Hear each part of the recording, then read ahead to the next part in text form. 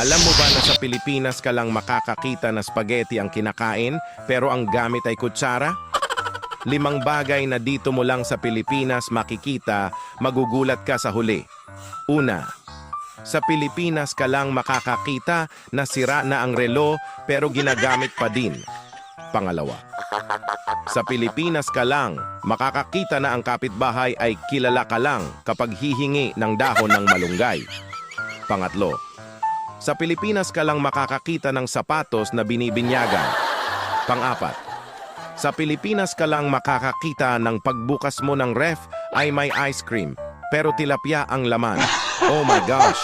Pang-5, sa Pilipinas ka lang makakakita na pagbibili ng pantalon ay sinusukat sa leeg. What the fudge? Ikaw, naranasan mo na ba ang mga ito? Baka may idadagdag ka pa? I-comment mo naman sa ibaba.